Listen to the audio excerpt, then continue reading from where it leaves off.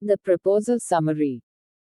The curtain rises with Lomov entering his neighbor Chabukov's house fully dressed up in his evening attire. Chabukov is surprised to see him well dressed and asks him the occasion. Lomov reveals that he had come to make a request. Chabukov anticipates that he must have come to ask for money which he doesn't intend on giving. On being revealed that Lomov had come to ask for Chabulov's daughter, Natalia's hand in marriage, Chabukov gets filled with excitement and leaves to call Natalia. Lomov is a 35-year-old gentleman who suffers from palpitations, gets upset very easily and doesn't sleep well. He thinks it is the best age for him to get married and he is happy that he has his mind made up about Natalia. According to him, Natalia is average looking and a good housekeeper. When Natalia arrives, Lomov begins the conversation about how grateful and glad he is that both their families are on good terms since the very beginning, while continuing to talk about his land. He somehow mentions about Oxen Meadows, which earlier was a disputed property but is now his. Natalia couldn't believe a word he was saying because she believes that Oxen Meadows belong to her family. Both of them enter into a heated discussion and act childishly when Chubukov enters just to get the conversation more heated.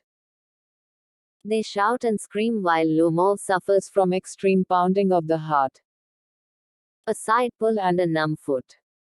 They throw Lomov out of the house and continue cursing him, while speaking ill of him. Chabukov unintentionally reveals that he had come with a marriage proposal for Natalia, which surprises Natalia and she immediately regrets sending him out. She tells her father to bring him back immediately and Chubukov curses himself on being a father of a grown-up daughter. When Lomov returns, Natalia tries to deviate to another topic and starts talking about shooting. Somehow they enter into an argument involving their dogs. Natalia feels that her squeezer is better than Lomov's guess. They continue arguing when Chubukov enters the scene only to make the situation worse. Once again, everyone gets hyper and Lomov finally falls due to his palpitations. Even then, the cursing continues when suddenly Natalia notices that he is unconscious. They try to get water down his throat but end up getting unsuccessful and declare him dead. It is only when Lomov moves a little bit. They feed him some water and Chubukov forcefully hands over Natalia's hands to him, gives his blessings and asks them to kiss.